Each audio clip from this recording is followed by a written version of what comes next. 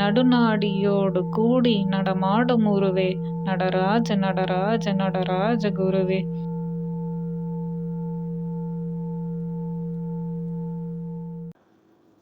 புரியுதா உங்களுக்கு? ஸோ அப்போது ஏற்கனவே அது பெரிய ஆற்றல் ப்ளஸ் கீழ் நோக்கி ஒரு புவி ஈர்ப்பு விசை இழுத்துட்டு இருக்குது.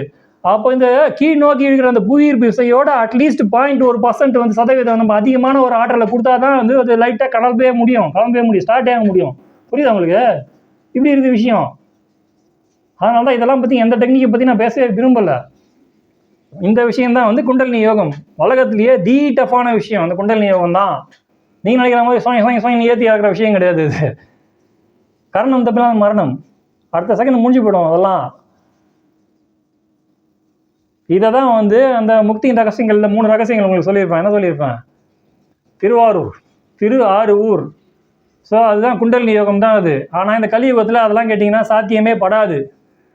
இந்த கலியுகத்தில் சாத்தியமே படாது, வேஸ்ட் எப்படி கிடையாது. அதனால தான் அந்த காலத்தில் நம்ம சித்தர்களோ நம்ம ரிஷிகளோ மனித சஞ்சாரமே இல்லாத இடத்துல போய் 100கணக்கான வருஷமாக உட்காந்தாங்க. எதுக்கு? இந்த குண்டலினியை ஏற்றுறதுக்கு, ஜஸ்ட் ஸ்டார்ட் பண்ணுறதுக்கு.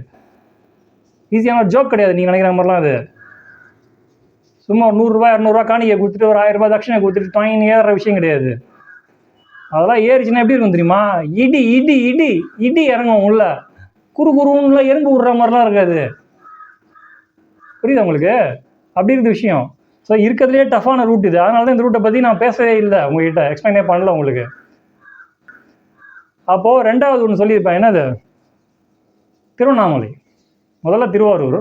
அந்த திருவாரூர் தான் இப்போ நம்ம பார்த்த குண்டலினி. குண்டலினா ஒன்றும் கிடையாது, அதுதான் அந்த சித் சக்தி, மேல் நோக்கி போகிற சக்தி. இப்போ நம்ம மாய சக்தியில் உட்காந்துட்டு இருக்கிற முடியும் சித் சக்தியை பற்றி பேசிகிட்டு இருக்கலாம், படிச்சுட்டு இருக்கலாம், எக்ஸ்பீரியன்ஸ் பண்ண முடியாது. அதனால தான் அதை பற்றி நான் பேச விரும்பல இப்போ உங்ககிட்ட. புரியுதா உங்களுக்கு? அப்போது 2வது சொன்ன இந்த திருவண்ணாமலை. அந்த திருவண்ணாமலை தான் என்ன அப்படின்னா, அதுதான் வாசி யோகம் அப்படின்னு சொல்லி கற்றுக் கொடுத்துட்டுருக்காங்க. இல்லை, இந்த வாசி யோகம் அங்கே போனீங்கனாலும் நீங்கள் மாட்டிப்பீங்க. என்ன மாட்டிப்பீங்க? எது உண்மையான வாசி? ஒவ்வொரு குருவும் ஒவ்வொரு விதமாக வாசியை கற்றுக் கொடுத்துட்டுருக்காங்க. வாசினா ஒன்றும் கிடையாது, அப்படியே திருப்பி போடுங்க அந்த வார்த்தையை. சிவா, சிவா தான் வாசி.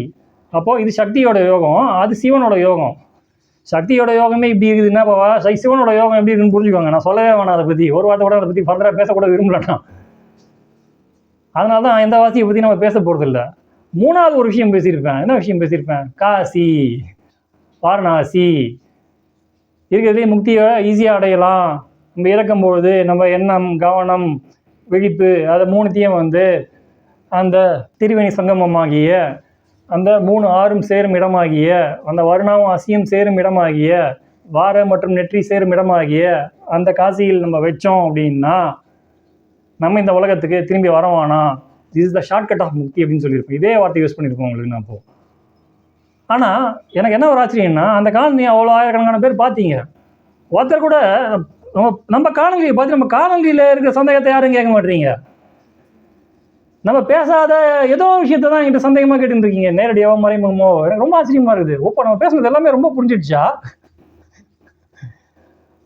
புரிஞ்ச சந்தோஷம் தான், எனக்கு வருத்தம் கிடையாது. புரியலன்னா எனக்கு சந்தோஷம் தான், எந்த பிரச்சனையும் கிடையாது. அறகுறையாக புரிஞ்சிட்டிங்கன்னா அது எனக்கு ரொம்ப வருத்தம். அப்போ இந்த 3 விஷயம் சொல்லியிருக்கேன். யாருமே அந்த 3 விஷயத்தை எப்படி பிடிக்கணும்னு யாருமே எனக்கு டேட்டா இன்னி மட்டும் யாரும் என்கிட்ட கேட்கல. அந்த திருவாரூர் தான் இப்போ எக்ஸ்பிளைன் பண்ணேன். 2வது இருக்க அந்த வாசி யோகம், அதை பற்றி நான் எக்ஸ்பிளைனே பண்ண போகிறது இல்லை. சீக்கிரட்டான ஒரு பிளேஸ்ன்னு சொன்னேன். யாரும் நல்ல வேலை யாரும் அந்த சீக்கிரட்டான பிளேஸ் என்னதுன்னு யாரும் என்ன கேட்கல. நீங்கள் அதான் கூட நான் தப்பிச்சேன். அந்த 3வது விஷயம் காசியில் இறப்பது இருக்கிறதுலே சிம்பிள் அப்படின்னு சொன்னேன். இதனால தான் என்ன பண்ணியிருக்காங்க அப்படின்னா, நம்ம முன்னோர்கள்லாம் நம்மளுக்கு நம்ம பேர்லாம் எப்படி வச்சாங்கன்னா இறைவனோட பேராக வச்சாங்க. இன்றைக்கி நம்ம மாடர்ன் அப்படின்னு சொல்லிட்டு வெஸ்டர்ன் வெள்ளக்காரங்களை பார்த்து என்ன பண்ணுறோம், ரொம்ப மாடர்ன் ஆகிட்டோம், நாகரிகத்தில் ரொம்ப பரிணாம வளர்ச்சி அடைஞ்சிட்டோம் அப்படின்னு நம்ம நினச்சிட்டு என்ன பண்ணிட்டு இருக்கோம்னா நம்ம பேரை இஷ்டத்துக்கு வச்சுட்டு இருக்கோம். ஆனால் நம்ம பேர், நம்ம முன்னோர்கள் பேர்லாம் பார்த்தீங்கன்னா ஏதாவது ஒரு கடவுள் பேரை வச்சுருப்பாங்க. இதெல்லாம் சூட்சிமோ. நீங்கள் நினச்சிட்டு இருக்கீங்கன்னா அது என்னன்னு தெரியாமல் அவங்க முட்டாள் நினச்சிட்டு இருக்கீங்க. கடவுள் பேர் வச்சா நீங்கள் இது. ஸோ என்ன சொன்னேன்? இறக்கும் தருவாயில் அப்படின்னு சொன்னேன். இறக்கும் தருவாயில் அப்படின்னா என்ன அர்த்தம்? Precise moment of death. Precise moment. அந்த இறக்கும் தருவாயில் நம்ம என்ன தங்க வச்சோம்னா நம்ம திருப்பி இந்த உலகத்துக்கு வர வேண்டாம். ஷார்ட்கட் ஆஃப் முக்தின்னா எந்த பயிற்சியும் தேவைப்படாது, எந்த போதனையும் தேவைப்படாது, எந்த ஆன்மீகம் தேவைப்படாது. இந்த ஒரு விஷயத்தை மட்டும் பிடிச்சாலே போயிடலாம் அப்படின்னு அன்றைக்கே சொல்லிட்டேன் உங்களுக்கு. அன்றைக்கி அதே யாரும் பிடிக்க மாட்டீங்க. தேவையில்லாத முருகர் ரோட்டை என்கிட்ட கேட்டுருக்கீங்க. புரியுதா உங்களுக்கு? உங்களுக்கு அந்த கவனம் இல்லை, விழிப்பு இல்லை உங்களுக்கெல்லாம்.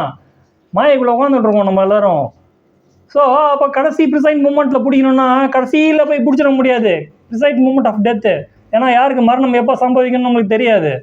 அப்போ எப்படி நம்ம தயாராக இருப்போம்? மரணத்துக்கு நம்ம யாரும் தயாராக இல்லை. மரணத்தை பார்த்து நம்ம பயந்துக்கிட்டு தான் இருக்கோம். இப்போது மரணம்னால என்னன்னு தெரியாது, அதுதான் பயம். உங்களுக்கு உலகத்துலேயே நம்மளுக்கு இருக்க எல்லா பயத்துலையும் பெரிய பயம், நம்மளுக்கு இருக்க பெரிய பயம் வந்து நம்ம மரணத்து மேலே நம்மளுக்கு இருக்க பயம் தான் நம்மளுக்கு இப்போ இருக்க பெரிய பயம். நம்மளுக்கு இருக்க ஆயிரக்கணக்கான லட்சக்கணக்கான பயத்திலே தலையாய பயம் எது அப்படின்னா நம்ம மரணத்தை பார்த்து பயப்படுறது தான். மரணம்னால என்னன்னு இப்போ நம்மளுக்கு தெரியாது. நம்மளுக்கு பிறப்பு நாள், சயின்ஸ்க்கு எப்படி பிறப்பு நாளும் தெரியாது, இறப்பு நாள் தெரியாது. நம்மளுக்கும் சாமானியர்கள் நம்மளுக்கும் இப்போ பிறப்பு நாள் என்னன்னு தெரியாது, இறப்பு நாள் என்னன்னு தெரியாது. அதுக்கு இப்போ போக வேணாம். ஆனால் அந்த முக்தி, அந்த காசி, அது என்ன சொல்ல வரேன் உங்களுக்கு அப்படின்னா, அந்த சாகும் தருவாயில் போயிட்டு அதை பிடிக்க முடியாது. எப்போ பிடிக்க முடியும்? ஏன்னா எப்போ மரணம் வரணும்னு தெரியாது. அப்போ வரும்போது எப்படி டைம் உங்களுக்கு ஞாபகம் வந்து உட்காந்துருவீங்களாங்க? கவனத்தை அங்கே வச்சிட முடியுமா நம்மளால்? மூன்றாம் கண் இருக்க இடத்துல வைக்க முடியாது. அதுக்கு தான் என்ன பண்ணணும் அப்படின்னா, நம்ம உணர்வு இருக்கும்பொழுதே, உடம்பு இருக்கும்பொழுதே, உணர்வு இருக்கும்பொழுதே, எல்லாமே நல்லா இருக்கும்பொழுதே நம்ம கவனத்தை இங்கே வச்சு பழக்கப்படுத்திக்கிட்டே இருந்தோம் அப்படின்னா தான் வந்து எப்பொழுதுமே அது நம்ம இருந்தால் தான் எந்த மூமெண்ட்டில் மரணம் வந்தாலும் நம்ம என்ன பண்ணலாம், அந்த மூமெண்ட் ப்ரிசைஸ் மூமெண்ட்டில் வந்து என்ன பண்ணலாம், அந்த இடத்துல கவனத்தை அங்கே இருக்கலாம். அங்கே இருந்தால் தான் அந்த ஒரு இடத்துல தான் வந்து யமனுக்கு வந்து அளவு கிடையாது. யமதர்மன், தர்மராஜா, அவர் தான் தர்மராஜா. பேர் எப்படி வச்சுருக்காங்க பாருங்க. எந்த பாகுபாடும் கிடையாது, எந்த பார்ஷியாலிட்டியும் பார்க்க மாட்டார். வேண்டிய வேண்டாம் கிடையவே கிடையாது. நீ எவ்வளோ பெரிய அப்பாட்டக்காராக இருந்தாலும் நீ வந்து வரணும்னா வந்து தான் ஆகணும். அவர் வேறு எங்கே நீங்கள் இருந்தாலும் உங்களுக்கு பிடிச்சி எடுத்துன்னு போயிடுவார். ஆனால் நீங்கள் இங்கே இருந்தீங்கன்னா உங்களை என்ன பண்ண முடியாது. அந்த இடத்துக்கு மட்டும் அவர் காலை வைக்கிறதுக்கு அவருக்கு அக்சஸ் கிடையாது. அவருக்கு அக்சஸ் கிடையாது, அக்சஸ் கார்டு அவருக்கு கிடையாது. அதனால தான் வந்து நம்ம இந்த உடம்பு இருக்கும்பொழுதே, நம்ம உணர்வுகள்லாம் நல்லா இருக்கும்பொழுதே, நம்ம இங்கே வச்சு நம்மளை பழகிக்கிட்டோம், நம்ம உணர்வை அங்கே வச்சு பழகிக்கிட்டோம் அப்படின்னா இந்த உலகத்துக்கு நம்ம திரும்பி வருவானா அப்படின்னு தான் நீங்கள் சிம்பிளாக சொல்லியிருப்போம். உங்களுக்கு புரியுதா உங்களுக்கு? அப்போ இங்கே இந்த ஒரு விஷயம் மட்டும் நம்ம பண்ணாலே மோர் தென் எனஃப். இதெல்லாம் விட்டு அந்த டெக்னிக் கொடு, இந்த டெக்னிக் கொடுனா அதை பிடிக்கணும், இதை நானை வச்சு நீங்கள் எதையும் பிடிக்க முடியாது. அதான் சொல்கிறேன், நான் சொல்ல நாளைக்கு நீங்கள் தீனி போட்டிங்கன்னே இருக்கீங்க. நாளைக்கு தீனி போட அர்த்தம் இந்த மாய்க்குள்ளேயே உட்காந்துட்டுப்பீங்க, பொருளுக்குள்ளேயே உட்காந்துட்டுப்பீங்க. பொருள் உட்காந்துட்டு மட்டும் ஆன்மாங்கிறது உங்களுக்கு சுத்தமாக அதை பற்றி எந்த அக்சஸும் இருக்காது. உங்களுக்கு ஒரு நேரத்தில் ஒன்று தான், இந்த பொருள் இருக்கிற மட்டும் இந்த உலகத்தில் இருப்பீங்க. இறைனா ஒரு கனவு தான், உங்களுக்கு ஒரு கற்பனை தான். இறைங்கிறது உங்களுக்கு நீங்களாம் ஏன் கற்பனையாக இருக்குன்னா இன்றைக்கி நம்ம பொருளில் உட்காந்துட்டு இருக்கோம். பொருளை பிடிச்சிங்கன்னா இறையை பிடிக்க முடியாது. இறையை பிடிச்சவங்களுக்கு பொருள்லாம் கற்பனை. விஷயம் எப்படி இருக்குது பாருங்க. ஒரு நேரத்தில் ஒன்று தான், ஆனால் உள்ள ரெண்டுமே, இந்த ரெண்டுத்துக்கு உரிய வழியுமே உள்ளே இருக்குது. ஆனால் ஒரு நேரத்தில் ஒன்று தான் பிடிக்க முடியும். எதான் சின்ன நான் பெரிய நான் அந்த வேறுபாட்டில் உங்களுக்கு நான் கொடுத்தேன். உங்களுக்கு புரியுதா உங்களுக்கு? அப்போது அந்த பேர்லாம் ஏன் வந்து இறைவனோட பேரை வச்சாங்க அப்படின்னா அந்த நேரத்தில் கவனம் வைக்க முடியாது நம்மளால். தினந்தோறும் ஒவ்வொரு மூமெண்ட்டையும் அங்கேயே நம்ம கவனத்தில் இருந்தால் தான் வந்து எந்த மூமெண்ட்டை நம்மளுக்கு இறப்பு வந்தாலும், தர்மதேவன் நம்மளை கூப்பிட்டாலும் நம்ம சந்தோஷமாக போக முடியும். அந்த உணர்வு அங்கே வைக்க முடியும். ஆனால் கடைசியில் போய் சாவர நேரத்தை மட்டும் டபால்னு போய் வைக்க முடியாது. நம்ம மற்ற நேரத்துலாம் வந்து ஊர் சுற்றிட்டு கடைசி நேரத்தை போய் வைக்க முடியாது. அதுக்காக தான் என்ன பண்ணாங்க அப்படின்னா, அதுக்கு ஒரு ஷார்ட்கட் தான் என்ன பண்ணாங்கன்னா இறைவனோட பேர் வச்சாங்க நம்மளுக்கெல்லாம். எதுக்கு அப்படின்னா, அட்லீஸ்ட் சாகும்போது நம்ம வந்து பிள்ளைகளை வந்து நம்ம என்ன சொல்லுவோம், பேர் சொல்லி கூப்பிடுவோம். அப்படி ஒரு வாய்ப்பு இருக்குது. எல்லாரும் கூப்பிடுவாங்கன்னு நிச்சயம் கிடையாது. ஏன்னா யாருக்கு எப்போ சாகுன்னு தெரியாது. அப்போது அந்த கடைசி நேரத்தில் இறக்கும் தருவாயில் அட்லீஸ்ட் நம்ம பையன் பேரை சொல்லி அந்த இறைவனோட பேரை சொல்லி கூப்பிடும்போது கடைசி வார்த்தை அந்த இறையாக இருக்கும்பொழுது இந்த சுழல் வந்து தப்பிக்கலாம். இதுக்காக தான் வந்து நம்மளுக்கு இறைவனோட பேரை வச்சாங்க. இன்றைக்கி அந்த சடங்காக போயிடுச்சு. இன்றைக்கி அந்த சடங்கு சுத்தமாக போயிடுச்சு. வெளில போயிட்டு மாடர்ன் பேர் தஸ் புஸ்ன்னு பேரை வச்சுன்னு உட்காந்துருக்கோம். அழகாரனை பார்த்துக்கிட்டு. புரியுது உங்களுக்கு? இங்கே தான் திருப்பி சுற்றிக்கிட்டு இருக்கோம். மாடர்ன் நீங்கள் சொல்லிகிட்டு இருக்க மட்டும் விஷயம் எப்படி இருக்குது. ஸோ அப்போது இப்போ ஞானம், தன்னை உணர்தல் அப்படின்னா அந்த நாண உணர்தல், அந்த ரெண்டு நான் இருக்குது. சின்ன நானை பற்றி தான் இப்போ நம்ம இவ்வளோ விளக்கமாக பார்த்துருக்கோம். இப்போ பெரிய நானை பற்றி இப்போ நம்ம பார்க்க போகிறது இல்லை. இந்த சின்ன நானே இப்படி பிரம்மாண்டமாக இருக்குது அப்படிங்கிறது மட்டும் இப்போ நம்ம புரிஞ்சுக்கோங்க. எல்லாமே ஒன்றுக்கு ஒன்று பிணைஞ்சிக்கிட்டு இருக்குது. அப்போது இந்த சின்ன நானை கடக்கிறது, அதான் சொன்னேன், இந்த பொருள்களில் இருக்கிற மட்டும் நம்ம சின்ன நானை ஸ்ட்ராங் பண்ணிக்கிட்டு இருப்போம். பொருளை என்றைக்கு நம்ம வந்து நம்ம பொருளுங்கிற பற்றை விட்டுக்கிட்டு பொருளற்ற அந்த உருவமாக பற்றதை விட்டுட்டு அந்த அனாதியை பிடிக்கணும். அந்த ஆதியை தான் நம்ம பிடிச்சின்னு உட்காந்துட்டு இருக்கோம். இந்த ஆதியை பிடிச்சிட்டு மட்டும் வந்து தான் போயிட்டு இருப்போம். டெம்பரரி தான் நம்ம இருந்துக்கிட்டு இருப்போம். மார்டலாக இருப்போம். பர்மனெண்ட் கிடையாது, டெம்பரரி. புரியுதா உங்களுக்கு? அந்த பொருளற்ற அந்த அனாதியாகிய அந்த சிவமாகிய சித்தாகிய உண்மையாகிய சத்தியமாகிய அறிவாகிய, புரியுதா உங்களுக்கு, ஆனந்தமாகிய அதை நம்ம பற்ற என்ன ஆகும் அப்படின்னா நமக்கு அந்த உலகத்தின் கதவுகள் திறக்கப்பட்டு இந்த உலகத்தின் கதவுகள் மூடப்படும் கொஞ்சம் கொஞ்சமாக. இப்படி தான் டிசைனில் இருக்குது. இப்படி தான் வந்து போக முடியும். நீங்கள் நினைக்கிற மட்டும் வாங்கி உங்கள் பாக்கெட்டில் வச்சுக்கிறது கிடையாது. நான் என்ன பண்ணணும், நான் ஆகணும் அப்படின்னு நீங்கள் சொல்லிட்டு இருக்க மட்டும் என்ன ஆகும் உங்களுக்கு? நானை தான் ஸ்ட்ராங் பண்ணிகிட்டு இருப்போம். இதை எப்படி கொடுக்க முடியும்னு நினைக்கிறீங்க? ஸோ இதை புரிஞ்சுக்கிட்டவங்க தான் வந்து, இதுதான் ஞானம். இதை புரிஞ்சுக்கிட்டவங்க தான் வந்து ஞானிகள். இதை நான் சிம்பிளாக ஒரே லைனில் சொல்லிட்டு போயிருப்பேன். ஆனால் ஒரு கதை மாதிரி கேட்டு போயிருப்பீங்க. அது உங்களுக்கு பிரோஜனம் இருக்காது. இதை இப்படி கொஞ்சம் விளக்க வேண்டியதாக இருக்குது. இதை இன்னும் பயங்கரமாக டீப்பாக விளக்கலாம். ஆனால் தேவையில்லை, இப்போ அவ்வளோ தேவை கிடையாது. ஸோ ஞானம்னா என்னென்னு புரியுது அவங்களுக்கு? அந்த நாடை பிடிக்கணும். நாடை பிடிக்காமல் நீங்கள் ஞானி ஆக முடியாதுன்னு ஏற்கனவே சொல்லியிருப்போம் உங்களுக்கு இந்த தொடரோட ஆரம்பத்திலேயே. அப்போது இதை புரிஞ்சுக்கிட்டு, இதை நல்லா டீப்பாக புரிஞ்சுக்கிட்டு உணர்ந்தவங்க தான் ஞானிகள். அப்போது சிம்பிளாக ஞானம், ஞானிகள் அப்படின்னா அவங்கள என்னன்னு சொல்லலாம் அப்படின்னா, ரொம்ப சிம்பிளாக ஒரே லைனில் சொல்லணும் அப்படின்னா, எல்லாம் இறை. எப்படி? எல்லாம் இறை அப்படின்னு உங்களால் இப்போ பார்க்க முடிஞ்சுது அப்படின்னா நீங்கள் ஒரு ஞானி அப்படின்னு அர்த்தம். இது வெறும் தெரிஞ்சுக்கிறது கிடையாது. எல்லாருக்கும் தான் தெரியும். ஆன்மீகத்தில் எல்லாருக்கும் ஆமாம் எல்லாம் இறை தான். சும்மா டைலாக் மாதிரி தூக்கத்துலேருந்து சொல்லி வாய் மட்டும் முணுமுணுத்துன்னு இருக்கோம். மெக்கானிக்கல் மோஷன் பண்ணிட்டு இருக்கோம். உணர்வுலேருந்து உள்ள அடி வயதுலேருந்து வந்த விஷயம் கிடையாது இது.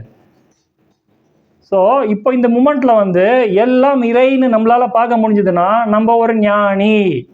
அப்படி நம்மளால் பண்ண முடியலன்னா நம்ம ஒரு அஞ்ஞானி. இப்போ வந்து நான் ராஜேஷ் அப்படின்னு நீங்கள் எந்த மூமெண்ட்டில் பார்த்துட்டீங்களோ அப்போ ராஜேஷ்னு ஒரு என்டிட்டி, அப்போ ராஜேஷ் அல்லாதது ஒரு என்டிட்டி அப்படின்னு சொல்லாமல் சொல்லிட்டீங்க. நீங்கள் ரெண்டாக்கிட்டீங்க, டுவாலிட்டி. இப்போ உங்களை ராஜேஷ், நான் என்ன ராஜேஷ்னு நான் பார்க்குற மட்டும் அது ஞானம் கிடையாது, அது அஞ்ஞானம். எல்லாம் இறை அப்படின்னு உங்களால் பார்க்க முடிஞ்சுன்னா அதுதான் யூனிட்டி, ஒன்னஸ் தான் ஞானம். சிம்பிளாக அப்படி இருக்குது விஷயம். புரியுதா உங்களுக்கு? அப்போ உடனே நான் எல்லாம் இறைன்னு எனக்கு தெரியும். எனக்கு தெரிஞ்சுக்கிறதுனால நீங்கள் ஞானி ஆக முடியாது. இதை புரிஞ்சுக்கணும். இதை நீங்கள் புரிஞ்சுக்கிட்டீங்கன்னா நீங்கள் எல்லாமே இறை அப்படின்னு பார்ப்பீங்க. எப்படி? எல்லாம் இறை அப்படின்னு பார்ப்பீங்க ஞானம். அப்போது ஞானம் ஒரு ஞானிக்கு என்னென்ன எப்படிலாம் இருப்போம் அப்படின்னு ஞானியை பற்றி லைட்டாக உங்களுக்கு எக்ஸ்பிளைன் பண்ணுறோம் உங்களுக்கு. இங்கே அந்த ஞானத்தின் தன்மைகள் தான் ஞானம். நம்ம அஞ்ஞானின்னு சொல்லிட்டோம். ஏன்னா நான் ராஜேஷாக என்னை பார்க்குற மட்டும் நான் ஒரு அஞ்ஞானி தான். ஏன்னா எந்த மூமெண்ட்டில் நான் ராஜேஷ்னு சொல்லிட்டேனோ அப்போ ராஜேஷ் இல்லாதது மற்ற எல்லாமே அது எல்லாமே என்ன ஆகும்? அஞ்ஞானம் அப்படின்னு ஆகிடும். புரியுதா உங்களுக்கு? அப்போ நம்ம எல்லாருமே நீங்கள் ஞானியா அஞ்ஞானியான்னு இதை வச்சே நீங்கள் புரிஞ்சிக்கலாம். சிம்பிள் ஃபார்முலா கொடுத்துட்டேன் உங்களுக்கு, சூட்சுமத்தை கொடுத்துட்டேன். இதை வச்சு நம்ம ஞானியா அஞ்ஞானியான்னு தெரிஞ்சுக்கலாம். நம்ம ஞானியா அஞ்ஞானியான்னு தெரிஞ்சுக்கிற நிலைமையில தான் நம்ம இருக்கோம் அப்படின்னா அந்த கொஸ்டின் இருக்குனாலே நீங்கள் ஞானி இல்லைன்னு அர்த்தம். சூட்சுமம் எப்படி இருக்குது பாருங்க. புரியுதா உங்களுக்கு? எல்லாம் இறை, எந்த பாகுபாடும் இல்லாமல் உங்களால் பார்வையில் பார்க்க முடியுது அப்படின்னா நீங்கள் ஒரு ஞானி. ஆனால் அதை பார்க்கறது அவ்வளோ ஈஸி கிடையாது. தெரிஞ்சுக்கலாம், ஆனால் அதை புரிஞ்சிக்க முடியாது. இப்போ நான் சொன்னேன் பாருங்கள், அந்த குண்டலினி என்னது? குண்டலினிக்கு இன்னொரு பேர் தான் என்ன சொன்னேன் உங்களுக்கு? சித்தத்தின் ஆற்றல். அந்த சித்தத்தோட ஆற்றல் வந்து இந்த 6ஆம் நிலை, 7 ஆதாரம்னு சொல்லியிருப்போம் சக்ரா. ஆக்சுவலாக உண்மையில் பார்த்தீங்கன்னா 6 ஆதாரம் தான். 7வது வந்து இது சக்ராவே கிடையாது. இந்த இடத்துக்கு நீங்கள் வந்து அந்த ஆற்றலை இந்த இடத்துக்கு எடுத்து வந்து நிறுத்தினாலும் டுவாலிட்டி இருக்கும் உங்களுக்கு. டுவாலிட்டினா இருமை. அதனால தான் பார்த்தீங்கன்னா அந்த ஆஜ்னா அப்படிங்கிற ஆக்கினைங்கிற அந்த சக்கரத்துக்கு ஒவ்வொரு சக்கரத்துக்கும் என்ன பண்ணியிருப்பாங்க? அந்த இதழ்கள் அப்படின்னு கொடுத்துருப்பாங்க. இந்த சக்கரத்துக்கு எவ்வளோ லீஃப் கொடுத்துருப்பாங்கன்னு பாருங்கள், 2 கொடுத்துருப்பாங்க. டுவாலிட்டி அதுதான். டுவாலிட்டினா என்ன அர்த்தம்னா உங்கள் இதை வந்து எடுத்து வந்து இங்கே நீங்கள் எடுத்து வந்து வச்சாலும் அந்த டுவாலிட்டி முடிய போகுதுன்னு அர்த்தம். இதுதான் வந்து அந்த டுவாலிட்டியில் ஏன் அந்த 2 லீஃப் அப்படின்னா அந்த இடத்துல என்ன ஸ்டேட், அது என்ன ஒரு நிலை அப்படின்னா அதுதான் வந்து சதாசிவ நிலை அப்படின்வாங்க. இல்லாட்டி என்ன சொல்லலாம்னா இது அர்த்தநாரீஸ்வரம் அப்படின்னு சொல்லலாம். இதை தான் வந்து இந்த பிரிங்கி ரிஷியை நம்ம பார்க்கும்பொழுது சிவன சக்தியை ஒரு ஸ்டேஜில் என்ன பண்ணியிருப்பாங்க? பாதி ஆண் பாதி பெண்ணாக மாறி உட்காந்துருப்பாங்க அப்படின்னு சொன்ன பாருங்க. அந்த ஸ்டேட்டு இங்கே எடுத்துகிட்டு வந்து அந்த உணர்வு நிலை நீங்கள் வைக்கிறீங்க அப்படின்னா என்ன அர்த்தம் அப்படின்னா இப்போ நீங்கள் அர்த்தநாரியாக மாறிட்டீங்க அப்படின்னு அர்த்தம். அப்படின்னா அர்த்தம்னா பாதி உருவம் பாதி அருவம், அதுதான் சிவலிங்கம். ஸோ சிவலிங்கம் அப்படிங்கிறது தான் சதாசிவம். சதா சிவம், எப்போதுமே சிவம். அப்போது அது உருவம்லேயும் இல்லை அருவம்லேயும் இல்லை. எப்படி நெருப்புங்கிறது வந்து உருவத்துக்கும் அருவத்துக்கும் நடுவில் இருக்க ஒரு வாசல், கேட்வேன்னு சொன்னேனோ அதே தான் அந்த லிங்கம்ங்கிறது வந்து அது உருவமும் கிடையாது அருவமும் கிடையாது, ரெண்டுத்துக்கு நடுவில் இருக்க வாசல். ஸோ அதுதான் வந்து இது. ஓகேங்களா? ஸோ இந்த இடத்துக்கு நீங்கள் உங்கள் உணர்வை எடுத்துக்கிட்டு, உணர்வு கிடையாது அது என்னென்னு இன்னும் உங்களுக்கு சொல்லவே இல்லை, அதை எடுத்துகிட்டு வந்து இங்கே நீங்கள் வைக்கிற மட்டும் டுவாலிட்டி இருக்கும். இதை நீங்கள் கடந்தீங்கன்னா தான் அந்த ஒன்னஸ் வரும். புரியுதா உங்களுக்கு? ஒன்னஸ்னால் இந்த இடத்துல என்ன மீன் பண்ணுறேன்? யூனிட்டினா என்ன அர்த்தம்? இந்த இடத்துல எல்லாம் இறை அப்படின்னு இந்த பார்க்குற பார்வை, நீங்கள் பார்க்குற பார்வையே மாறி போயிடும். நீங்கள் ஞானி ஆகிட்டீங்கன்னு அர்த்தம். இந்த 2 கண்ணும் உங்களுக்கு யூஸ் கிடையாது. நீங்கள் அஞ்ஞானியாக இருக்கிற மட்டும் இந்த 2 கண்ணால் தான் நம்ம பார்த்தாகணும். இந்த 5 சென்சஸ் இருந்தாலும் மேக்ஸிமம் வந்து இந்த கண்ணை தான் நம்ம மேக்ஸிமம் யூஸ் பண்ணிக்கிட்டு இருக்கோம். இந்த மனம்ங்கிற விஷயம் இந்த 5 வேலைக்காரனை வச்சு தான் வேலை வாங்கிட்டு மனம்ங்கிற விஷயம் வந்து ஆட்சி பண்ணிக்கிட்டு இருக்கு நம்மள. அந்த 5 வேலைக்காரன், அந்த 5 வேலைக்காரன்லேயே முக்கியமான வேலைக்காரன் யாருன்னு பார்த்தீங்கன்னா இந்த கண்கள் தான், புறக்கண்கள் தான். ஸோ நீங்கள் ஞானி ஆகிட்டீங்கன்னா இந்த புறக்கண்களுக்கு வேலை இல்லாமல் போயிடும். ஆனால் இந்த உலகத்தில் நம்ம வாழணுன்னா இந்த புறக்கண்கள் கண்டிப்பாக வேணும். டிசைனில் அப்படி இருக்குது. இந்த கண்ணை மூடிட்டிங்கன்னா இந்த உலகத்தில் நம்ம வாழ முடியாது. இந்த உலகத்தில் நம்ம வாழணும்னா இந்த இந்த 2 கண்ணு தான் ரொம்ப இம்பார்ட்டண்ட்டு. ஆனால் ஆன்மாவுக்கு நம்ம போகணும்னா இந்த 2 கண்ணை வச்சு நம்ம ஒன்றும் பண்ண முடியாது. அகக்கண் வேணும். அகக்கண் வேணும் அப்படின்னா அதுதான் வந்து இந்த 3ஆம் கண். இந்த 3ஆம் கண் எப்போ திறக்குதோ அப்போ தான் ஏற்கனவே சொல்லியிருப்போம் உங்களுக்கு, சிவசக்தி பிரபஞ்ச உற்பத்தி, சிவசக்தியின் விளையாட்டு. அப்போது அவருக்கு இந்த 3ஆம் கண் திறக்குதுன்னா அவரோட இரட்டைத்தன்மையிலேருந்து விலகி எங்கே போகிறாரு, அவரோட பேஸுக்கு, அவரோட அடித்தளத்துக்கு, அந்த ஒன்னஸ்க்கு போகிறாரு அப்படின்னு நான் சொல்லியிருப்பேன் உங்களுக்கு. புரியுதா உங்களுக்கு?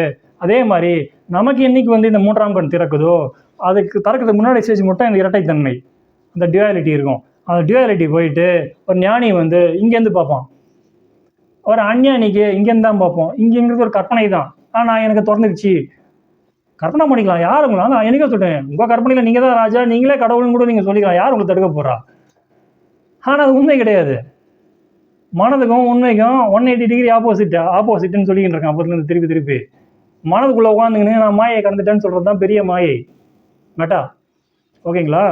ஸோ அப்போ ஞானி எப்படி இருப்பான் அப்படின்னா எல்லாம் இறை அப்படிங்கிற உணர்வு, அந்த எண்ணம் கிடையாது, எண்ணமே இருக்காது ஒரு ஞானிக்கு பெரும்பாலும்.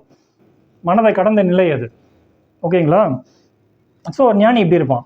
ஸோ நீங்கள் ஞானி ஆயிட்டீங்கன்னா அவன் பார்வை எப்படி இருக்கும் அப்படின்னு பார்த்தீங்கன்னா பார்வையே மாறி போய்டும்னு சொன்னேன். இப்போ நம்ம அஞ்ஞானிகள்லாம் எப்படி பார்ப்போம் அப்படின்னா வந்து இந்த உலகத்துக்குள்ளே நம்ம இருக்கோம் அப்படின்னு நம்ம நினச்சிட்டு இருக்கோம். எப்படி அஞ்ஞானிகளோட பார்வை எப்படி இருக்கும் அப்படின்னா இந்த உலகத்துக்குள்ளே நம்ம இருக்கோம். ஆனால் ஞானியோட பார்வை எப்படி இருக்கும் தெரியுமா? பார்வைனா இந்த இடத்துல பர்ஸ்பெக்டிவ், இங்கிலீஷில் பர்ஸ்பெக்டிவ், டோட்டலாக பர்ஸ்பெக்டிவ் மாதிரி இருக்கும். இந்த 2 கண்ணில் பார்க்குற மட்டும் இந்த ஒரு பார்வையில் தான் இருப்பீங்க. இந்த கண்ணு 3ஆம் கண் திறந்துடுச்சு அப்படின்னா நீங்கள் ஞானி. ஞானத்துக்கு முன்னாடி ஸ்டேஜ் அது 3ஆம் கண்ணுங்கிறது. அந்த கண்ணு திறந்துச்சுன்னா உங்கள் பார்வையே மாறி போயிடும் உங்களுக்கு. அதே விஷயம்தான், ஆனால் வேறு விதமாக பார்க்க ஆரம்பிச்சிருவீங்க. உங்களை சுற்றி அதே விஷயம்தான், வேறு விதமாக பார்க்க ஆரம்பிச்சிருவீங்க. ஸோ அந்த ஞானி எப்படி பார்ப்பான் அந்த விஷயத்தையே, இந்த உலகத்தையே, இந்த உலகமே எனக்குள்ளே இருக்குது அப்படின்னு பார்ப்பான். எப்படி அஞ்ஞானிகள் எப்படி பார்ப்போம்னா நான் இந்த உலகத்துக்குள்ளே இருக்கேன் அப்படின்னு பார்ப்போம். ஆனால் ஒரு ஞானி எப்படி பார்ப்போம் அதே விஷயத்தை அப்படின்னா இந்த உலகம் எனக்குள்ளே இருக்குது அப்படின்னு பார்ப்போம். அதான் வந்து மைக்ரோகாசம் பார்த்தோம் பாருங்கள், அண்டம் பிண்டம். காரணம் இல்லாமல் அந்த இதை நான் காணொலி எடுத்துகிட்டு வரல உங்களுக்கு, அப்போ ஏன் திருப்பி சொல்கிறேன், எல்லாமே ஒன்றுக்கு ஒன்று தொடர்புடைய ஒரு விஷயம். ஸோ ஒரு ஞானியோட பார்வையில் எப்படி இருக்குன்றதான் இப்போ உங்களுக்கு சொன்னேன். அது உங்களுக்கு தெரியாது, உங்களால் புரிஞ்சிக்க முடியாது. ஸோ நெக்ஸ்ட்டு அவன் பார்வை எப்படி இருக்கும் அப்படின்னு பார்த்தீங்கன்னா, ஃபார் எக்ஸாம்பிள் ஒரு ஆடு இருக்குது. என்ன இருக்குது? ஒரு ஆடு இருக்குது. அந்த ஆடை வந்து கசாப்பு கடையில் ஒரு ஆடை கட்டி போட்டிருக்காங்க. என்னது? கசாப்பு கடையில் ஆடை கட்டி போட்டிருக்காங்க. நான் அப்படியே கிராஸ் பண்ணி போகிறேன். நான் இப்போ ஒரு அஞ்ஞானி. என்ன பண்ணலாம்? பார்க்கலாம். நெக்ஸ்ட் என்ன பண்ண போகிறான்? அவன் அந்த ஆடை பிடிச்சி வெட்ட போகிறாங்க. வெட்டுறா போகிறாங்க. அப்போ நான் பார்க்குறேன். என்ன பார்க்குறேன்? ஆஹா, ஆடு ஒன்று இருக்குது, நம்ம கண்ணு முன்னாடியே வெட்ட போகிறாங்க. ஸோ நம்மளுக்கு என்ன ஆகும்? அது என்ன பண்ணோம்? சென்சிட்டிவிட்டி இன்சென்சிட்டிவிட்டின்னு 2 விஷயம் பேசணும். நம்ம அதை விட ஃபுல்லாக பேசணும். நம்ம ஓரளவுக்கு தான் பேசியிருக்கோம். அப்போது அந்த ஆடை பார்த்தோம் என்ன வந்துடும்? ஒன்று கருணை இருந்ததுன்னா, சென்சிட்டிவிட்டி இருந்தால் துடிக்க ஆரம்பிப்போம். ஆஹா, நம்ம கண்ணு இருக்க ஒரு விஷயம் கொலை நடக்க போகுது, அந்த ஜீவன் கதற போகுது அப்படின்னு நம்ம என்ன பண்ணுவோம்? கதற ஆரம்பிப்போம் உள்ளுக்குள்ளே. இல்லாட்டி கட்டுக்காமையும் போகலாம். இன்சென்சிட்டிவ் மறுத்து போய் எரும மாட்டு தோல். இன்சென்சிட்டிவ்னா ரொம்ப வெரி குட் எக்ஸாம்பிள் எரும மாட்டு தோல். மழை என்ன பெஞ்சாலும் இடி இடிச்சாலும் எரும மாட்டு அப்படியே நின்றுருக்கும். மழையில் எந்த ஒரு உணர்ச்சியும் இருக்காது. இதுதான் இன்சென்சிட்டிவிட்டி. எருமை இன்சென்சிட்டிவிட்டினா அர்த்தம் நம்ம இன்றைக்கி எரும மாடாக இருக்கும் அப்படின்னு அர்த்தம். இதுதான் உண்மை. எனக்கு இதை சொல்கிறதுக்கு எனக்கு எந்த தயக்கமும் கிடையாது. எந்த தோல், அந்த எருமைப்பாட்டு தோலில் எது போட்டாலும் என்ன இருக்குது? உணர்ச்சியே இருக்காது, உணர்வே இருக்காது. ஆனால் சிவங்கிறது எக்ஸ்ட்ரீம் உணர்வுன்னு சொல்லியிருக்கேன். புரியுதா உங்களுக்கு? மாயங்கிறது எக்ஸ்ட்ரீம் இன்சென்சிட்டிவ். இப்போ நம்ம நீங்கள் எங்கே இருக்கோங்கிறது நம்மளுக்குள்ளேயே கேள்வி கேட்டுக்கணும். நம்மளுக்கு எங்கே இருக்கணும் நம்மளுக்கே விடையே கிடச்சிரும். ஸோ இப்போ பேக் டு இது. அப்போது நான் இன்றைக்கி ஒரு அஞ்ஞானி, என் கண்ணு முன்னாடியே வந்து ஒரு ஆடு வந்து கொல்ல போகிறாங்க, இல்லாட்டி கொலை பண்ணிக்கிட்டு இருக்காங்க. நான் பார்க்குறேன்னா என்ன பண்ணுவேன்? ஒன்று நான் பதைப்பேன், துடிப்பேன், இல்லாட்டி எருமை மாடு மாதிரி அப்படியே பார்த்துட்டு போகலாம், கண்ணு காணாமையும் போகலாம். ஆனால் ஒரு ஞானி இதை எப்படி பார்ப்பான் தெரியுமா? ஒரு ஞானி கண்ணு முன்னாடி இப்படி ஒரு விஷயம் நடக்குது அப்படின்னா எப்படி பார்ப்பான் தெரியுமா? எந்த பதப்பதைப்பும் இருக்காது. என்ன எந்த பதப்பதைப்பும் இருக்காது ஞானிக்கு. உங்களுக்கு ஆச்சரியமாக இருக்கலாம், கண்ணு முன்னாடி கொலை நடக்குது, ஞானி கம்முன்னு வாங்கி மூடிட்டு இருப்பாளா அப்படின்னு கேட்டிங்கன்னா, உங்களுக்கு தான் அது கொலை. உங்களை மாதிரி நம்மளுக்கு தான், அந்த சாமானியர்களுக்கு தான் அந்த கொலை. ஞானி அதை எப்படி பார்ப்பான் தெரியுமா? அந்த ஆடும் நானே, அந்த கசப்பு கடைக்காரன் வெட்டுறவனும் நானே, அந்த வெட்டப்படும் செயல் அதுவும் நானே, இந்த மூணுமே நான் அப்படின்னு பார்ப்போம். புரியுதா உங்களுக்கு? செய்யப்படும் விஷயம், செய்பவன், செய்கை, இந்த மூணும் ஒன்று அப்படின்னு பார்ப்பான் ஞானி. மூணும் இறை அப்படின்னு பார்த்துட்டீங்கன்னா இதில் எந்த துக்கம் இருக்குது, எந்த பிரிவினை இருக்குது? புரியுதா உங்களுக்கு? அந்த துக்கம் கிக்கம் எல்லாமே டுவாலிட்டி, சந்தோஷம் துக்கம் எல்லாம் டுவாலிட்டி. நான் நீங்கள் எப்போ நினச்சிங்கனாலே முடிஞ்சு போச்சு. மாயை எப்போல்லாம் நம்ம நான் சொல்கிறோமோ, நினச்சிக்கிறோமோ, எடுத்துக்கிறோமோ, உணர்கிறோமோ, அடுத்த மூமெண்ட்டு நமக்குரிய மாயையை நம்ம உருவாக்கிட்டோம் அந்த இடத்துல அப்படின்னு அர்த்தம். நம்மளுக்கு குடியை தோண்டிட்டோம்னு அர்த்தம். நீங்கள் நினச்சிட்டிங்கன்னா வேற ஒருத்தன் வந்து குடியை தோண்டி நம்ம தலை பார்க்குறோம் அப்படின்னு நினச்சிட்டிங்க. இல்லாட்டி நம்ம வந்து 4 பேருக்கு குழியை தோண்டி அவங்கள தள்ளிடலான்னு நம்ம நினச்சிட்டு இருக்கோம். நம்ம யாருக்கும் குழியை தோண்ட முடியாது. இன்னொருத்தவங்க யாரும் நம்மளுக்கு குழியை தோண்ட முடியாது. நம்மளுக்கு தோண்டினா தான் உண்டு. தினந்தோறும் நம்ம தான் அதை பண்ணிக்கிட்டு இருக்கோம், நம்ம அதை கவனிக்கிறது கிடையாது. அறியாமை இதுதான். டிசைனில் எப்படி இருக்குது? ஸோ ஞானி எப்படி பார்ப்பான் அப்படின்னா, அந்த ஆடும் நானே, அந்த வெட்டுபவனும் நானே, அந்த வெட்டப்படும் செய்கையும் நானே. மூணுமே எந்த டிஃப்ரென்சியேஷனும், எந்த பாகுபாடும், எந்த பிரிவினையும் அந்த இடத்துல ஞானிக்கு இருக்காது. இந்த 3ஆம் கண் திறந்துருச்சுன்னா அதான் ஒன்னஸ், இதுதான் யூனிட்டி, எல்லாம் இறை அப்படின்னு பார்த்தீங்கன்னா அதில் யார் எதுக்கு வந்து வருத்தப்படுறதுக்கு என்ன இருக்குது? நீங்கள் வருத்தப்பட்டு ஃபீல் பண்ணி உட்காந்துருக்கீங்கன்னா என்ன அர்த்தம்? நீங்கள் கருணையே இருந்தாலும் டுவாலிட்டி தான். இறைங்கிறது டுவாலிட்டி கிடையாது. எப்படி இருக்கு பாருங்க டிசைனில். ஸோ கருணையை பிடிச்சிங்க நான் வந்து அங்கே பிடிச்சிடலான்னு நினைக்காதீங்க. கருணையை நீங்கள் பிடிச்சாலும் டுவாலிட்டி தான் அது. டிசைனில் அப்படி இருக்குது உள்ளே இறங்குனீங்கன்னா. ஸோ அந்த ஒரு ஞானிக்கு என்னன்னு சொன்னேன், பார்வைகள் வேற வேற. அஞ்ஞானியான நமக்கு தான் ஐயோ பதைப்பு, சோகம், சந்தோஷம், துக்கம் எல்லாமே நமக்கு தான். ஒரு ஞானிக்கு கிடையாது. எல்லாம் இறைன்னு உங்களால் பார்க்க முடிஞ்சுது அப்படின்னா நீங்கள் ஒரு ஞானி. இதுதான் ஞானியோட நிலை. புரியுதா உங்களுக்கு? இவங்கெல்லாம் யார் அப்படின்னு பார்த்துக்கிட்டீங்க அப்படின்னா, இவங்கெல்லாம் வந்து மரணத்தை ஏற்றுக்கொண்டவர்கள். மரணத்தை வென்றவர்கள் கிடையாது. வார்த்தையை நல்லா கவனிங்க, ரொம்ப தெளிவாக தான் பேசுகிறேன். இவர்கள்லாம் யார் அப்படின்னா மரணத்தை ஏற்றுக்கொண்டவர்கள்.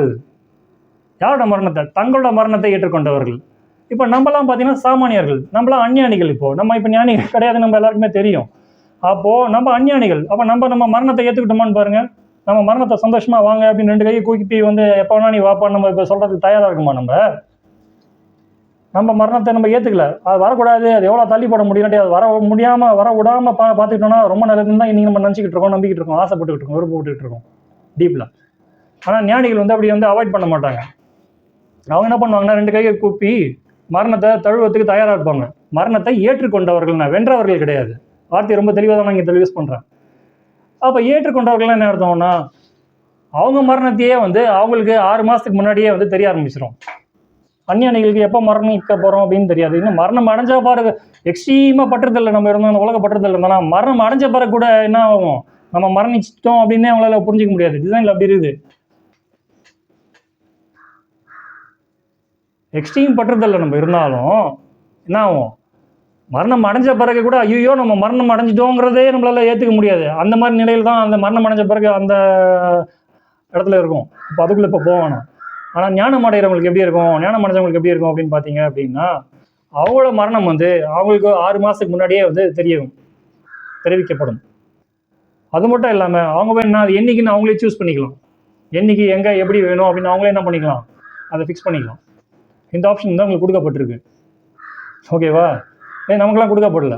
இந்த ஆப்ஷன் உங்களுக்கு வேணும், உங்கள் மரணத்தை நீங்களே சூஸ் பண்ணணும், இல்லாட்டி உங்கள் மரண முன்னாடியே தெரியணும்னா ஃபஸ்ட் நீங்கள் ஒரு ஞானி ஆகணும். அஞ்ஞானி வந்து ஜோசியம் பார்க்குறேன், ஜாதகம் பார்க்குறேன், சுற்றின்னு இருக்கலாம், ஜாலியாக சுற்றின்னு இருக்கலாம். ஓகேங்களா? ஸோ நெக்ஸ்ட்டு, அப்போ மரணத்தை ஏற்றுக்கொண்டவர்கள், வென்றவர்கள் கிடையாது. அப்போ வெல்றது அப்படிங்கிறது வேற ஒரு விஷயம். அப்போ இவங்க மரணத்தை வெல்லலை, ஏற்றுக்கொண்டாங்க. இருக்கரம் கூப்பி ஏற்றுக்கொண்டாங்க, அக்செப்ட் பண்ணிக்கிட்டாங்க. அப்போது அவங்களுக்கு மரணம் எப்படி நிகழும் அப்படின்னு பார்த்தீங்கன்னா, நான் ஏற்கனவே என்ன சொல்லியிருப்பேன் உங்களுக்கு அப்படின்னா, அந்த கோயில் ரகசியங்களில் கடைசி காலங்களில் என்ன சொல்லியிருப்பேன் அப்படின்னா, நவகிரகங்களை பற்றி பேசும்போது இந்த 9 துவாரம் தான், ஓட்டை தான் நம்ம உடம்புல இருக்குது. நம்ம சாகும் தருவாயில் இந்த ஏதாவது ஒரு துவாரத்தை வழியாக தான் நம்ம உயிர் வந்து பிரிஞ்சு போவோம், நம்மளை விட்டு பிரிஞ்சு போவோம் அப்படின்னு வந்து உங்களுக்கு சொல்லியிருப்பேன். அவங்கவுங்க நிலைக்கு ஏற்ற மாதிரி அவங்கவுங்க பக்குவத்துக்கு ஏற்ற மாதிரி போவோம் அப்படின்னு சொல்லியிருக்கேன். ஞானிகளுக்கு வந்து இந்த 9 துவாரத்து வழியாக உயிர் வந்து வெளில போகும்போது. ஏன்னா எங்கே எப்படி வெளில போவோம் அவங்களுக்கு அப்படின்னா, நீங்கள் ஞானம் அடைஞ்சிட்டோன்னா நம்மளுக்கு எப்படி போவோம் அப்படின்னா, உச்சி அப்படிங்கிற அந்த விஷயம் வந்து இது 10ஆம் வாசல் அப்படின்வாங்க. இதுதான் 10ஆம் வாசல். இது வந்து உச்சி வந்து திறந்து இது வழியாக தான் வந்து என்ன ஆகும்னா ஞானிகளுக்கு உயிர் வெளில போகும். அஞ்ஞானிகளுக்கு இந்த 9 ஓட்டை வழியாக தான் ஏதோ ஒரு ஓட்டையில் வெளில போகும். ஞானம் அடைஞ்சிட்டோம் அப்படின்னா உச்சி திறக்கும். குழந்தைக்கும் உச்சி திறந்து தான் இருக்குது, நம்ம கவனிக்கிறதில்ல. நம்ம டீச் பண்ண ஆரம்பித்து தான் நம்மளோட அறியாமை குழந்தைக்கு டீச்சிங்ன்ற போர்வையில் கொடுக்க ஆரம்பிக்கப்போ தான் அந்த உச்சியை மூடுது. அந்த மூணு உச்சி ஞானிக்கு திறக்குது, கடைசியில் அஞ்ஞானிகளுக்கு திறக்காது. ஸோ புரியுதா உங்களுக்கு? இவர்கள் மரணத்தை ஏற்றுக்கொண்டவர்கள், இருக்கரம் கூப்பி ஏற்றுக்கொண்டவர்கள். அவங்களோட மரணம் அவங்களோட 6 மாதத்துக்கு முன்னாடியே தெரிவிக்கப்படும். அவங்களே என்ன பண்ணிக்கலாம், அவங்க மரணத்தை தேர்ந்தெடுக்கலாம். இன்றைக்கு எப்படி வேணும் அப்படின்ட்டு, எப்படி இந்த உலகத்தை விட்டு செல்ல விரும்புகிறாங்கன்ற ஆப்ஷன் அவங்களே ஃபேர்வெல் கொடுத்துக்கலாம். இந்த ஆப்ஷன்லாம் ஒரு ஞானிக்கு தான் உண்டு, அஞ்ஞானிக்கு கிடையாது. ஸோ நெக்ஸ்ட் வந்து என்ன சொன்னேன் உங்களுக்கு அப்படின்னா, எப்படி போகணும், இந்த 9 ஓட்டை வழியாக போகாது. இந்த 9 ஓட்டை வழியாக போனாலும் நீங்கள் திரும்பி இந்த உலகத்துக்கு திரும்பி வந்து தான் ஆகணும்.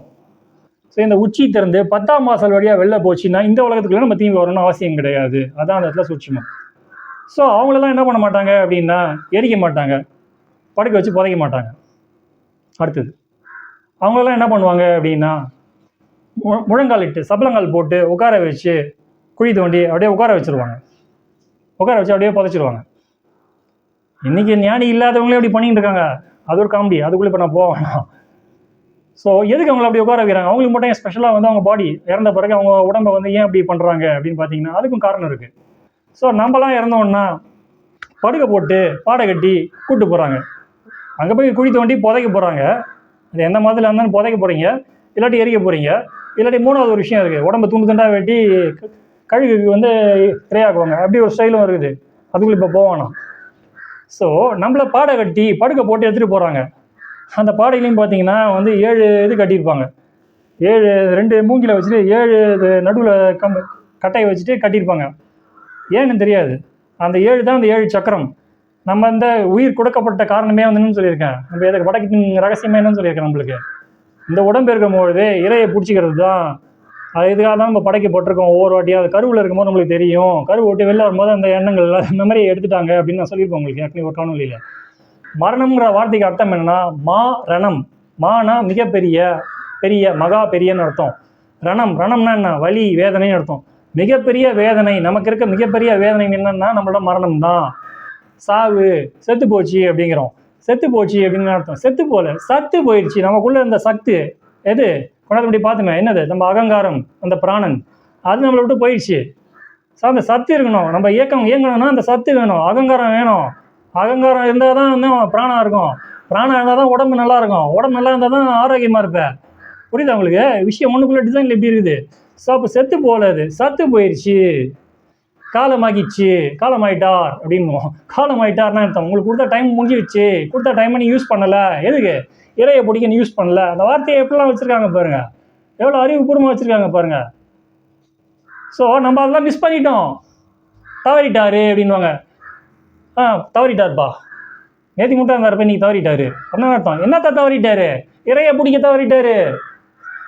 அது இந்த இறையை பிடிக்கிறதுக்கு தான் அந்த உடம்பை கொடுத்துருக்காங்க நம்மளுக்கு. நம்ம தவறிட்டோம், ஞானிகள் தவறல. இதான் வித்தியாசம் ஒரு அஞ்ஞானிக்கும் ஞானிக்கும். ஸோ நம்ம தவறிட்டோங்கிறதுனால தான் நம்மளை படுக்க போட்டு அந்த 7 ஆதாரம், அந்த 7 ஊரை நம்ம கிராஸ் பண்ணலை அப்படிங்கிறது தான் அந்த பாடம் கட்டுறாங்க. ஞானியை ஏன் படுக்க போடல அப்படின்னா, ஞானி வந்து உட்காந்துட்டு இருக்காங்க. அந்த முதுகு தண்டுன்னு சொன்னேன். முதுகு தண்டு தான் வந்து நம்ம மனிதனுக்கும் மிருகங்களுக்கும் செடிக்கும் வந்து ஒரே பகுத்தறிவு கிடையாது, மனம் கிடையாது. இந்த முதுகு தண்டு, அந்த முதுகு தண்டும் நிமிர்ந்திருக்கிற மட்டும்தான் அது பயன்னு சொல்லியிருப்போம் உங்களுக்கு முதல் காணொலியில். நான் யாருங்கிற முதல் காணொலியில் நான் சீரீஸில் சொல்லியிருப்போம் உங்களுக்கு. புரியுதா உங்களுக்கு? அந்த ஞானிகளுக்கு அந்த முதுகு தண்டை நிமித்தி வைக்கிறாங்க. அதனால தான். அப்படின்னா என்ன அர்த்தம்?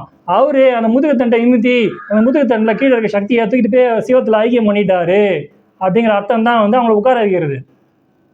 புரியுதா உங்களுக்கு? இதெல்லாம் அப்படி அந்த காலத்தில் கட்டமைச்சிருக்காங்க. இன்றைக்கி வந்து வெறும் சடங்காக பண்ணிட்டு உட்காந்துருவாங்க. இன்றைக்கி ஞானம் அடையாதவங்களே என்ன பண்ணிட்டு கூடி தண்டி உட்கார வச்சுட்டு இருக்கானுங்க. பண்ணிட்டு ஜீவசமாதின்னு காமெடி பண்ணிட்டு இருக்காங்க. அங்கே போய் உட்காந்து நம்ம ஒரு கூட்டம் அலமோதின்னு இருக்குது. இதெல்லாம் ஜீவசமாதி கிடையாது. புரியுதா உங்களுக்கு? ஜீவசமாதினா அதோட அர்த்தமே வேற. ஸோ ஞானிகளோட நிலை அவங்களுக்கு எப்படிலாம் நடக்கும் அப்படின்னு தான் இப்போ ஒன்றா சொல்லிட்டு இருக்கேன் உங்களுக்கு. இது மட்டும் உங்களுக்கு புரிஞ்சிருக்கும் அப்படின்னு நினைக்கிறேன்.